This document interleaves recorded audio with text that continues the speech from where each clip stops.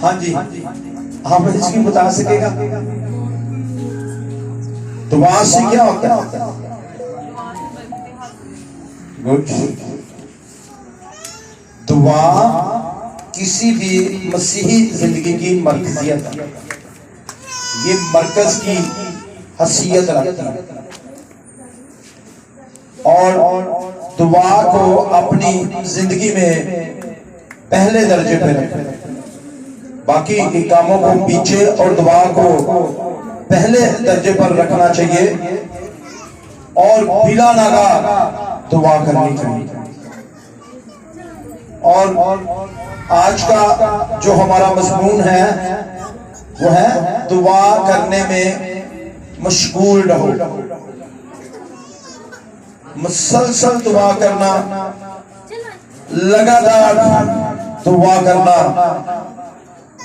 निहायत जरूरी है। बहुत से लोग ऐसे हैं जिनको दुआ करनी नहीं आती, उनको कोई पता नहीं होता कि दुआ कहां से शुरू करें और कहां पर इसको खत्म करें।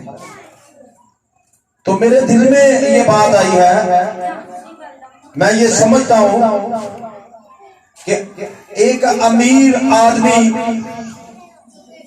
यीशु के पास गया था, वो सारे काम करता था। यीशु ने कहा तुम में एक बात की कमी है, और वो क्या कमी थी? देने की कमी। और ये कलीसिया में आज भी ये कमी मौजूद है कि वो दाई यकीन नहीं देते, जिस तौर पर हदिया जा देने चाहिए वो नहीं देते। देने की कमी तो आज भी मौजूद है, लेकिन मैं कहता हूं आज की कलीसिया में दो कमियां, एक देने की भी कमी है और दूसरी कमी जो है वो दुआ की भी कमी। लोग जिस तौर पर दुआ करनी चाहिए दुआ नहीं करते, इसलिए ये निहायत जरूरी है कि हम दुआ करें और दुआ में खुदा हमारी मदद करता है, खुदा का रूह हमारी मदद करता है और हम पर वो अपना फजल करता है। हमें ऐसी मसीही जिंदगी गुजारने के लिए कि जिसमें यीशु नजर आए, क्या करना चाहिए? क्या बड़े हदिये देने चाहिए? कन्वेंशन पे जाना चाहिए? क्या करना चाहिए कि हमारी जिंदगी में मसीह नजर आए? इसके लिए हमें दुआ करनी चाहिए। जितने लोग दुआ करना शुरू करेंगे, जैसे जैसे दुआ करेंगे, उनकी जिस्मानी ख्वाहिशें उनके अंदर से दुनियादारी मिटती जाएगी और मसीहत जो है उनकी जिंदगी से उभर कर सामने आएगी। हालेलुया। अगर आप समझते हैं कि आपको लोग मसीही जाने और मसीह की जिंदगी आपकी जिंदगी से जाहिर हो, तो फिर दुआ करें। जैसे जैसे दुआ करते जाएंगे आपकी जिंदगी से मसीह की जिंदगी निखर कर सामने आती जाएगी। हालेलुया। जितने लोग ये चाहते हैं कि हमारी जिंदगी से यीशु नजर आए, यीशु की जिंदगी नजर आए, मैं यीशु की तरह जिंदगी बसर करूं, मैं यीशु की खूबियों को जाहिर करूं, तो फिर उतनी इसको दुआ करनी पड़ेगी और उसको दुआ करने की जरूरत है। खुदा ये चाहता है कि हमारी जिंदगी से मसीही जिंदगी नजर आए, तो ये दुआ के बगैर नामुमकिन है। जब तक आप दुआ नहीं करेंगे, मसीह की जिंदगी आपकी जिंदगी से नजर नहीं आएगी।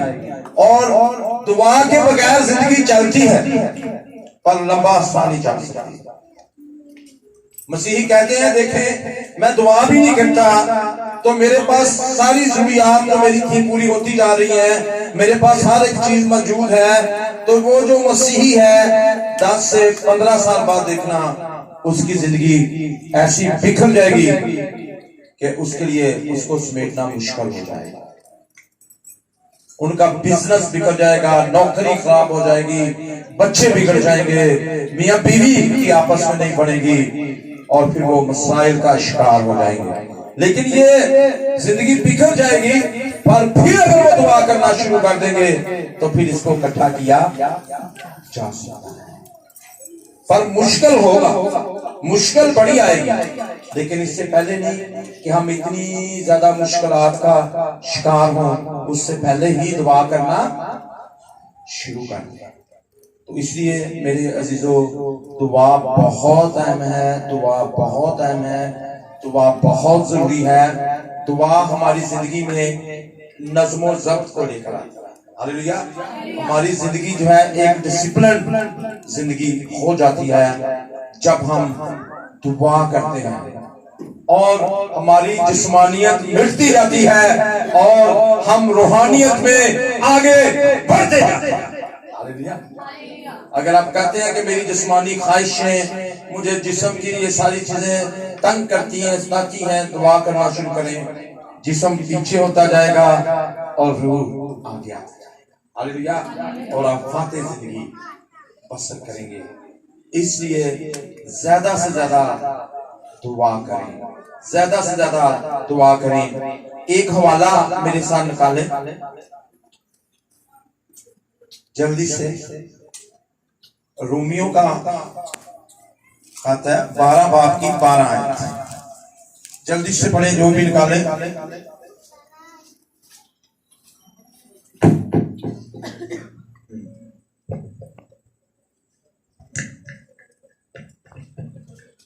बारह बाब 12 आयत। खुदावंद के कलाम मुकद्दस में यूं मरकूम है, उम्मीद में खुशी, मुसीबत में साबर, दुआ करने में मशगूल रहो। आमीन। आमीन।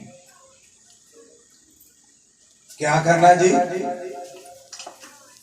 जिन चीजों की आप दुआ में उम्मीद लगाकर बैठे हैं, अगर किसी के पास औलाद नहीं है तो वो उम्मीद लगाकर बैठा है कि मुझे औलाद की बरकत मिले, तो उसको उम्मीद में खुश होना चाहिए। अगर उसके कलीसिया के लिए कलीसिया भी कम है, चर्च नहीं है, उसने उम्मीद लगाई है कि आने वाले वक्त में मुझे चर्च मिलेगा, कलीसिया मिलेगी, बहुत से लोग मिलेंगे, तो उसको कभी ना उम्मीद नहीं होना चाहिए, दुआ करते रहना चाहिए और उम्मीद में खुश रहना चाहिए कि आप उम्मीद की हालत में हैं, एक दिन आपकी बरकत आपको मिलेगी। और इसी उम्मीद पर दुआ करते रहें।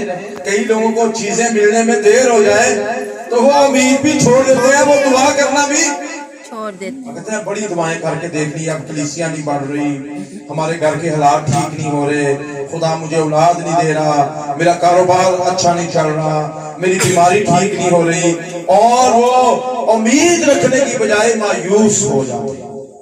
यहाँ पर ये रोमियो का खत जो 12 बाब है, इसमें बाकी तो सारे अहकामात हैं, लेकिन इसमें जो 12 बाब की 12 आयत है, इसमें दुआ के ताल्लुक से बात की गई है कि उम्मीद में खुश और मुसीबत में सब्र। जब किसी पर मुसीबत आती है उससे सब्र मुश्किल हो जाता है, वो इंतजार नहीं करता। जैसे भी ये कोरोना वायरस की वजह से कितनी मुसीबत आई है, बच्चे घरों में बैठे हैं, बहुत से लोग जो हैं वो दुकानें जल्दी बंद हो जाती हैं, बिजनेस खराब हो रहे हैं और दीगर बातें हैं। और अगर मुसीबत आई है तो इस मुसीबत में सब्र करें और दुआ करते रहें, तो ये मुसीबतें टल जाएंगी। ये मुश्किलात आती हैं जिंदगी में पर वो खत्म हो जाती हैं। ये कलीसिया की दुआओं से ऐसा हो सकता है। हालेलुया। नामुमकिन काम मुमकिन हो सकते हैं। इसलिए जिस तरह के हालात मर्जी हो, आप उम्मीद की हालत में हैं, आप मुसीबत की हालत में हैं, आपने दुआ करना बंद, दुआ करने में मशगूल, दुआ मुसलसल करते रहना है। और सबसे पहली मरतबा अगर आप देखें तो मरकज 3 बाब और उसकी 9 आयत में ये बात आई है कि हमें अपने आप को खुदा के लिए दुआ करने के लिए पेश करना है और मुसलसल क्या करनी है? दुआ करनी है। और आप इसमें दिगर हवाले भी हैं, हम पढ़ेंगे नहीं, टाइम ज्यादा लगेगा। और अमाल की किताब में भी आया है, आप अमाल में पढ़ सकते हैं। अमाल 6 बाब की 4 आयत और कुर्सियों 2 की 4, और इसमें ये सारी बातें आई और तकरीबन 10 मरतबा आया है कि अपने आप को खुदा के लिए दे दो, पेश कर दो, मुसलसल लगातार दुआ करो। तो 5 मरतबा इसके लिए दुआ में इस्तेमाल हुआ है ये लफ्ज़। तो दुआ करने से हमारी तरक्की होती है, हमारी जिंदगी फलदार होती है और रूहानी जिंदगी मजबूत होती है। अगर आप चाहते हैं कि आप तरक्की करें, आपके बच्चे तरक्की करें, आपका चंद तरक्की करे, बिजनेस तरक्की करे, तो फिर क्या करें? दुआ करें। हालेलुया। और फिर क्या होगा अगर आपकी जिंदगी फ्रूटफुल नहीं है, आपके बच्चों की जिंदगी फ्रूटफुल नहीं है, आपकी कौम फ्रूटफुल नहीं है, तो दुआ करें, दुआ फल। Hallelujah, hallelujah. और हमारी रूहानी जिंदगी दुआ से मजबूत हो जाती है और दुआ को अपनी जिंदगी में पहले दर्जे पर रखें। और हम गौर करते हैं कि जब तक आप अपना कोई वक्त मुकर्रर नहीं करेंगे, उस वक्त तक आप दुआ नहीं कर सकते। क्या कर सकते हैं? क्या कभी ये काम करके करते हैं, ये काम करते हैं? नहीं, जो दुआ का वक्त आपने मुकर्रर किया है उसी वक्त पर आप दुआ करें। ऐसा करते हैं, हमें से किसी ने अपनी दुआ का वक्त मुकर्रर किया है और उस वक्त पर वो दुआ करता भी है। कितनों ने वक्त मुकर्रर किया होगा कि वो दुआ करेंगे? वेरी गुड, भाई ने किया। और किसने? गुड, 2 ने, 3, 4, बाकियों ने जब दिल किया दुआ कर ली, जब दिल किया। अगर किसी ने वक्त नहीं मुकर्रर किया वो दुआ नहीं करेगा। ये आपकी मर्जी है। यहूदी दस्तूर के मुताबिक शागिर्दों ने भी अपना वक्त मुकर्रर, वो तीसरे पहर की दुआ करने के लिए जा रहे थे। अगली दफा जब मैं दूंगा तो आपने सबने अपनी अपनी दुआ का वक्त मुकर्रर करना है। ये आपको जब फुर्सत मिलती है, सुबह 3 बजे, सुबह 6 बजे, रात 12 बजे, 1 बजे, 10 बजे, जब जब आपके पास टाइम है उस वक्त को मुकर्रर करें और दुआ करें। ये बहुत बहुत जरूरी बात है। हम कब दुआ करते हैं? जब हमारे हालात बिगड़ जाएं, जब हमारे बच्चे बिगड़ जाएं, फिर हम दुआ करना शुरू करते हैं। जब आप बहुत ज्यादा बीमार हो जाएं, फिर दुआ करना शुरू करते हैं। नहीं, बीमार होने से पहले ही दुआ करना शुरू करें। हालात खराब होने से पहले दुआ करना शुरू करें। और यीशु मसीह ने अपना को टाइम मुकर्रर किया था, वक्त मुकर्रर किया था कि नहीं? लिखा है अंजीलों में कि वो अपने दस्तूर के मुताबिक सुबह सवेरे दुआ करने चले जाते थे। आमीन, आमीन। और फिर क्या लिखा है? शाबाश, दाऊद कहता है, तड़के मैं तेनू ढूंढा यार अब मेरे खुदा है। उनका वक्त, तो ये बहुत जरूरी है कि अपनी दुआ के लिए वक्त मुकर्रर करें। तो लिखा है, मांगोगे तो तुमको दिया जाएगा, ढूंढोगे तो पाओगे, दरवाजा खटखटाओ तो तुम्हारे लिए खोला जाएगा। ये ऐसे ही है जैसे दानियल ने अपना वक्त मुकर्रर किया था। वो दिन में 3 बार दुआ करते थे, तो फिर उन्होंने शेरों के मुंह बंद कर दिए थे। आज हमारे खिलाफ शेरों के मुंह क्यों खुले हुए हैं? क्योंकि हमने दुआ का कोई वक्त मुकर्रर नहीं किया। तो शेर कौन है? हमारे लिए कोई शेर है कि नहीं? कौन शेर है? गुर्बत, हमारे हालात, हमारी मुश्किलात, ये शेर है।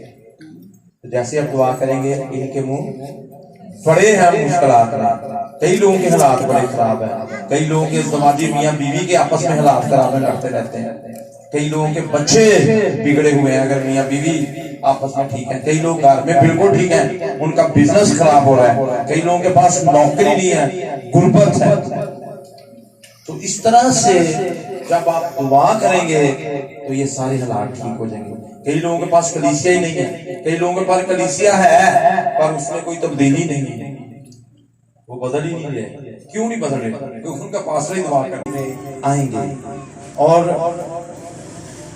दो बातें हैं, दुआ क्यों करनी चाहिए और दुआ कैसे करनी चाहिए। शाबाश शाबाश बता सकते हैं दुआ क्यों करनी चाहिए? हाँ जी जल्दी से कलाम में लिखा है जागो और दुआ करो। जागो और यहां से जागो का क्या मतलब है? जागो और दुआ करो जी। शाबाश। जागने से मुराद ये नहीं है कि आप अपनी नींद से जागे, आप अपने हालात के बारे में जो आप पर अटैक्स होने वाले हैं आपको उनके बारे में बाखबर रहना चाहिए, उनके बारे में बेदार रहना चाहिए। मेरी कलीसिया पर, मुझ पर, मेरे खानदान पर इब्लीस कैसे कैसे अटैक कर सकता है, यहाँ पर जागने से मुराद ये है हमारे हालात हैं। लोगों के हालात खराब है, बच्चा बिगड़ रहा है, नशा करता जा रहा है, माँ बाप सोए हुए हैं। कलीसिया बहुत बिगड़ी हुई है और जनाब जो पास्टर साहब हैं बास का वो उस तौर पर दुआएं नहीं करते, वो नहीं जाग रहे, जैसे शागिर्द सो गए थे इसलिए वो सब भाग भी गए थे, क्योंकि आगे हालात क्या थे, जब हालात खराब हुए फिर उन हालात में भाग गए। इसी तौर पर जब हम दुआ नहीं करते, अपने हालात से बाखबर नहीं रहते, तो फिर हमें भागना पड़ता है। इसलिए दुआ करें ताकि हालात आप पर गालिब बना सके, आप हालात पर गालिब आ जाए। हालेलुया। जो दुआ करने वाला शख्स है वो हालात पर गालिब आता है, हर किस्म के हालात पर काबू पाता है।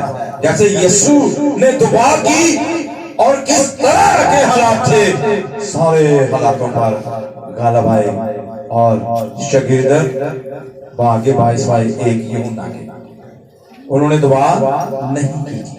इसलिए हमें दुआ करना चाहिए। आमीन आमीन आमीन। बहुत से लोग दूसरों को दुआ करना सिखाते हैं, दूसरों को बड़ा अच्छा सिखाते हैं, पर खुद नहीं सीखते।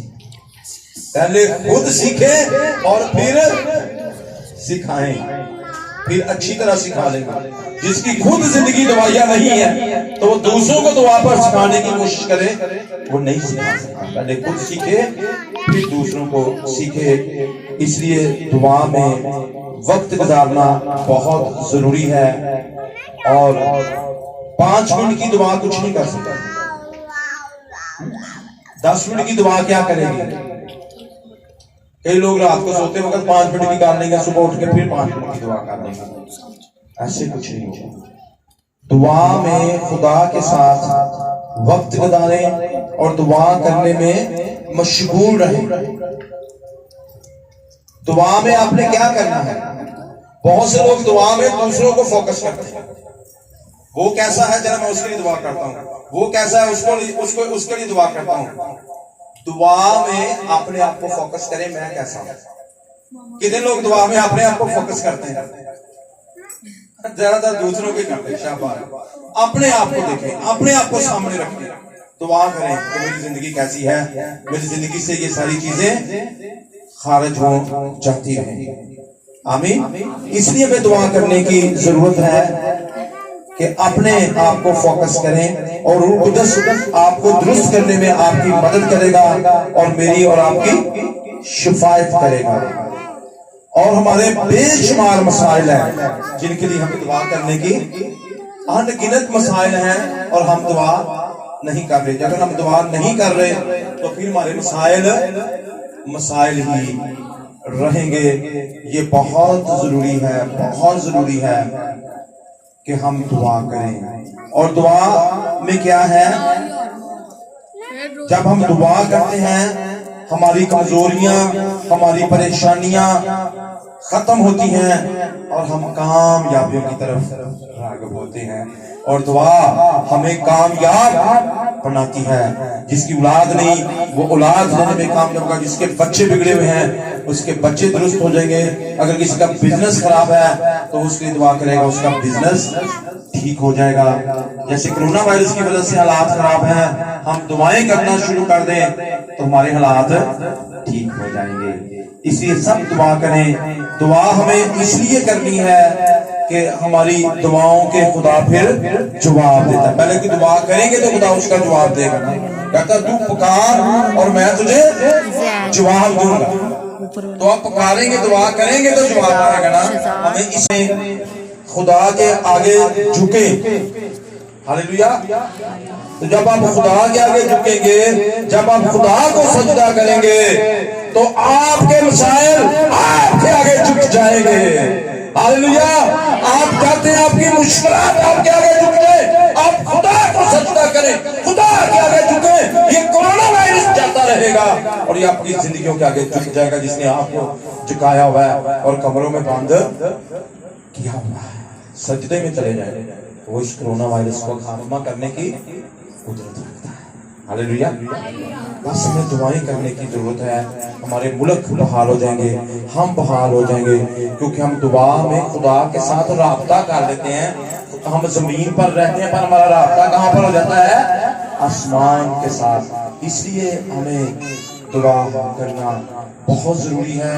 और हमारी बड़ी बड़ी बरकत जो है जो रुकी हुई है दुआ के जरिए से हमारी जिंदगी में जारी हो जाएंगी। इसलिए हमें दुआ करनी चाहिए कि हम खानदान अगर टूट रहा है हम उसको बहाल करने में कामयाब हो जाएंगे। कलीसिया टूट रही है उसको बहाल करने में कामयाब हो जाएंगे। हर तरह के काम जो हमारे बिगड़ रहे हैं उनको दुरुस्त करने में कामयाब हो जाएंगे। इसलिए निहायत जरूरी है कि हम दुआ करें। दुआ क्यों करनी चाहिए? दुआ में खुदा जवाब देता है। हमारे बेशुमार मसाइल हैं वो सारे हल होंगे। कलाम हक का पढ़ा और सुना जाना हमारे लिए बाइस बरकत हो। खुदा उनका शुक्र हो। आमीन। अभी हम चंद वक्त दुआ करेंगे। आप मुझे ये बताएं आपको भी समझ आई है दुआ की?